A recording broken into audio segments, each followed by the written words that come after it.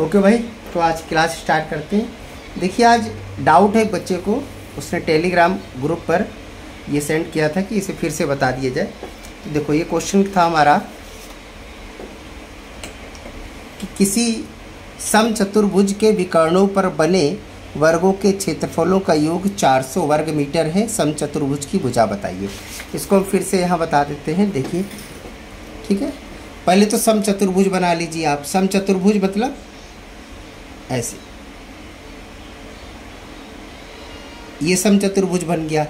इसके ये विकर्ण हो गए, एक विकर्ण ये हो गया और दूसरा विकर्ण ये हो गया। ठीक है, इतना समझ में आ रहा है? चलिए, अब उसके बाद कह रहा है विकर्णों पर बने वर्गों के क्षेत्रफल का योग इतना है।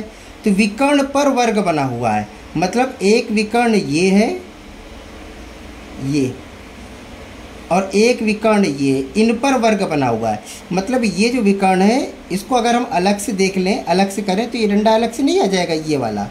ठीक है, और ये जो है ये वर्ग की भुजा हो जाएगी। इसी के बराबर ऐसे लाइन खींच कर यहाँ कर दीजिए तो एक वर्ग बन जाएगा। तो वो यही कह रहा था कि विकर्ण पर वर्ग बना है, मतलब ये जो छोटा वाला विकर्ण है ये एक वर्ग की भुजा हो जाएगी। ये एक विकर्ण ये बन गया, यानी एक भुजा ये बन गई इस विकर्ण से। और एक ये जो लंबा वाला विकर्ण है, एक इससे वर्ग बनेगा, तो ये लंबी वाली साइड मतलब थोड़ा सा बड़ा बन जाएगा इससे, क्योंकि ये विकर्ण बड़ा होता है ना। तो एक ये वर्ग बन गया। अब समझ में आया? इसमें दो वर्ग बना रहा है, एक इस भुजा को ले रहा है, एक ये वाली भुजा मान रहा है। ऐसे दो वर्गों के क्षेत्रफल का योग, इस वाले का क्षेत्रफल निकालोगे प्लस इसका क्षेत्रफल निकालोगे, तब कितना होगा? 400 होगा। वो ये कह रहा था। ठीक है, तो इसके लिए हमने क्या बताया था आपको कल? देखिए, यही था कल कि इस पूरी इसको मान लो, ये जो विकर्ण है छोटा वाला और ये बड़ा वाला, कुछ भी मान लो, ए बी सी डी कुछ भी। ठीक है, देखिए, तो हमने कल आपको क्या बताया था कि हमने पूरा ए मान लिया, ये पूरा हमने बी मान लिया है। तो बेटा, जब ये पूरा ए मान लोगे तो ये वाली जो भुजा है पूरी ए हो गई ना। ये पूरी भुजा क्या हो जाएगी? ए हो जाएगी। ठीक है, ये पूरी भुजा क्या हो जाएगी? ए। ये पूरी भुजा ए, ये पूरी भुजा ए। तो इस वाले का अगर आप एरिया निकालोगे, क्षेत्रफल, तो क्या कहोगे आप? ए स्क्वायर ही तो बोलोगे, क्योंकि इस वाले की साइड क्या हो गई? ए, और ये पूरी साइड क्या है? इतना समझ में आ गया? इस वाले का एरिया प्लस हमने किया ये बड़े वाले की, ये बड़े वाली जो है ना ये डंडी, इसको हमने बी मान लिया। इसको क्या मान लिया? बी पूरी। तो ये भी तो पूरा बी हो जाएगा। तो एक ये जो वर्ग है इसको क्या बोलेंगे? बी स्क्वायर, तब इसका एरिया निकलेगा। यानी कि ये छोटे वाले का ए स्क्वायर प्लस बड़े वाले का बी स्क्वायर इजगल टू दोनों का एरिया बराबर क्वेश्चन में कितना दिया है? 400। अब इतना समझ में आया कि छोटे वाले वर्ग का एरिया है, ये बड़े वाले वर्ग का एरिया है। छोटे वाली वर्ग की भुजा हमने ए मानी है, बड़े वाले की हमने बी मानी है। बताइए, इतना आ गया समझ में?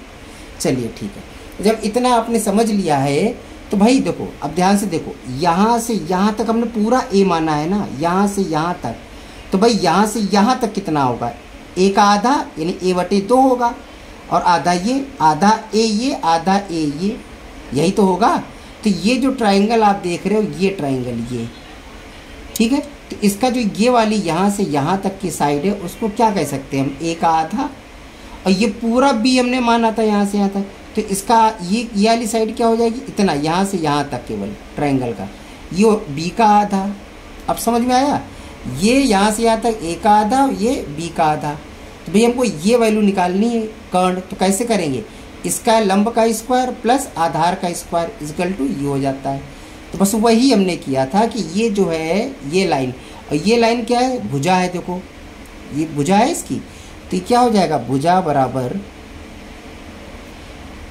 इसका स्क्वायर, लंब का स्क्वायर। लंब कितना? ए का आधा, ए का आधा का स्क्वायर प्लस ये आधार। आधार क्या है? इस बड़े वाले विकर्ण का आधा, और बड़े वाला विकर्ण कितना है? बी, बी का आधा, बी बटे 2 इसका होल स्क्वायर। और रूट चढ़ाएंगे, क्योंकि कर्ण बराबर अगर स्क्वायर होता तो ये भी स्क्वायर होता है। तो पाइथागोरस लग रही है बस, लंब का स्क्वायर प्लस आधार का स्क्वायर अंडर रूट कर्ण का स्क्वायर, और कर्ण जो है वो इसकी भुजा है। ठीक है, चारों तरफ। बस इसकी जगह वैल्यू हमने रखी थी। अब इसको क्या कर सकते हैं? ए स्क्वायर अपॉन 4 प्लस ये हो जाएगा B square upon 4। Under root ऐसे ही रहेगा अभी। अब इसको एलसीएम से हल कर रहे हैं तो नीचे 4 4 है तो 4 कॉमन रहेगा, ठीक है। तो यहाँ क्या बन जाएगा A square plus B square, under root अभी रहेगा। अब यहाँ पर वैल्यू रख दो A square plus B square, ये कितनी थी यहाँ 400 थी, तो इसकी जगह 400 रख लो भाई, 400, 4 ऐसे ही रहेगा, अंडर रूट ऐसे ही रहेगा, ये कट गया। यहाँ क्या है 100, अंडर रूट 100 की वैल्यू क्या होती है 10, और 10 क्या आ गई हमारी भुजा, 10 क्या आ गई हमारी भुजा, ठीक है ना। तो ऐसे इसकी भुजा निकली थी, समचतुर्भुज की भुजा, ठीक, ओके। चलिए अगला क्वेश्चन देखते हैं। एक क्वेश्चन और हमारा वीडियो में हमने बोल दिया था लेकिन रिकॉर्ड नहीं हो पाया था, और शायद ये वाला क्वेश्चन था ये, ठीक है ना। क्या था, किसी आयताकार हॉल की चौड़ाई उसकी लंबाई की 3/4 है, जबकि फर्श का क्षेत्रफल इतना है, हॉल की लंबाई चौड़ाई का अंतर ज्ञात कीजिए। ये हम आधा ही बता पाए थे, हमने पूरा हल कर दिया था लेकिन उसमें रिकॉर्डिंग आधी हो पाई थी, ठीक है। तो इसको भी हम फिर से करके दिखा देते हैं। यहाँ पर देखिए कह रहा आयताकार हॉल की चौड़ाई उसकी लंबाई की 3/4 है, यानी कि ये लंबाई हो गई और ये चौड़ाई हो गई, ठीक है। अब यहाँ पर चौड़ाई लंबाई की 3/4 है। अब यहाँ समझ लो लंबाई बड़ी होती कि चौड़ाई, सर जी लंबाई बड़ी होती, तो जो 3 और 4 में बड़ा कौन है 4, तो 4 लंबाई दे दो और चौड़ाई को दो तो 3। और ये चूँकि ये रियल वैल्यू नहीं है तो यहाँ पर हमको x रखना पड़ेगा रियल वैल्यू के लिए। फर्श का क्षेत्रफल इतना है, यानी लंबाई गुणे चौड़ाई बराबर क्षेत्रफल कितना है 768 है। तो इसको क्या कर सकते हैं, लंबाई गुणे चौड़ाई बराबर इतना है, काटना शुरू कर दो, देखो कटेगा, किससे कटेगा 4 से काट दीजिए इसको, 4 एकम 4, 3 बचा, 4 में 26 और 4 दूनी 8, ठीक।